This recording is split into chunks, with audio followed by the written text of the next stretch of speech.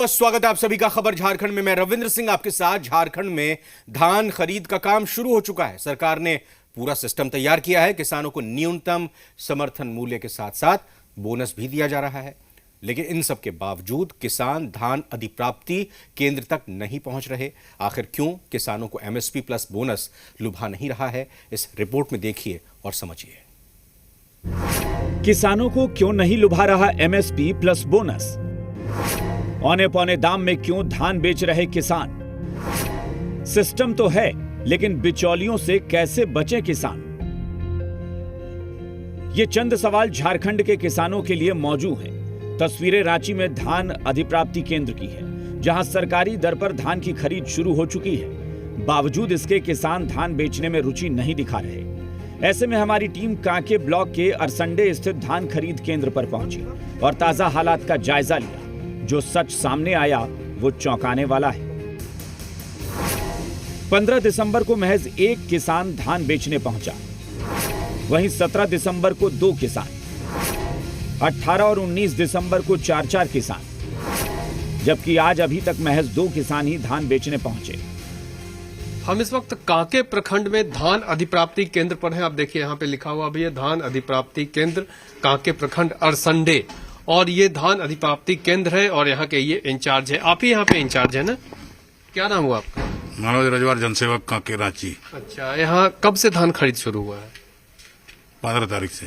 15 तारीख को 15 तारीख को किसान आए थे? किसान आए थे, मात्र एक किसान आया था। 15 तारीख को एक किसान आए थे। झारखंड सरकार किसानों से तय एमएसपी पर धान खरीद रही है। इतना ही नहीं, किसानों को प्रति क्विंटल बोनस भी दे रही है। बावजूद इसके किसानों में धान बेचने को लेकर उत्साह नहीं है। आखिर धान खरीद केंद्र पर धान कैसे खरीद होती है, यह भी बड़ा सवाल है। धान खरीद केंद्र पर वैसे ही किसान की धान खरीद होती है जिन्हें धान खरीद के लिए एसएमएस आता है। साथ ही नमी वाली धान की खरीद नहीं हो रही है। क्रय केंद्र पर बाकायदा धान खरीद से पहले उसकी नमी भी मापी जाती है और उस हिसाब से धान के कुल वजन में नमी की मात्रा को कैलकुलेट कर फिर खरीद होती है। हमारी टीम रांची के कांके से सटे पिठौरिया के सुतियांबे इलाके में पहुंची। यहां किसानों ने अपनी बेबसी बताई और बताया कि कैसे उन्होंने महज 1100 से 1200 रुपए प्रति क्विंटल की दर से अपना धान बेच दिया है। मदनपुर गांव के किसान की जुबानी सुनिए धान खरीद केंद्र की हकीकत और फसाना। अब हम इस वक्त सुतियांबे पिठौरिया का इलाका है, मदनपुर गांव में पहुंचे हैं। देखिए, रमेश मुंडा है और ये गंवरिया मुंडा है। 2 लोग हैं जो किसान हैं, खेती करते हैं और अपना काम ये खेत में कर रहे थे। हम ये समझने की कोशिश करते हैं कि ये बताइए कि आप लोगों ने अपना जरूरत के हिसाब से धान बेच दिया? हाँ, हम लोग तो अपना जरूरत के हिसाब से धान को बेच दिए हैं। कहाँ बेचे? लोकल ही दुकान में लेता है, उसी को दे दिए हैं। कैसे, क्या रेट मिला? रेट तो हम लोग 11 रुपये का हिसाब से दिए हैं उसको। 11 रुपए के हिसाब से? हाँ। आप बताइए कि यहाँ कैसे धान बिक रहा है? ये तो 11 रुपए बिक रहा है धान। अब आगे कितना बिक रहा है उसको मालूम तो नहीं। हमारी टीम गांव के छोटे छोटे बिचौलियों के पास भी पहुंची जो किसान से धान खरीदते हैं। यहाँ इलेक्ट्रॉनिक वेइंग मशीन जरूर है, लेकिन क्या किसानों को वाजिब दाम मिल रहा है? 15 तारीख से यहाँ धान खरीद शुरू हुई है, लेकिन सवाल ये है कि धान अधिप्राप्ति केंद्र पे हर दिन कितने किसान आ रहे हैं, कितने किसान की धान खरीद हो रही है। हम यही समझने और टटोलने के लिए पहुंचे हैं इस केंद्र पे। ये बताइए कि आपके पास तो लिस्ट जरूर होगा कि कितने किसान हर दिन आ रहे हैं।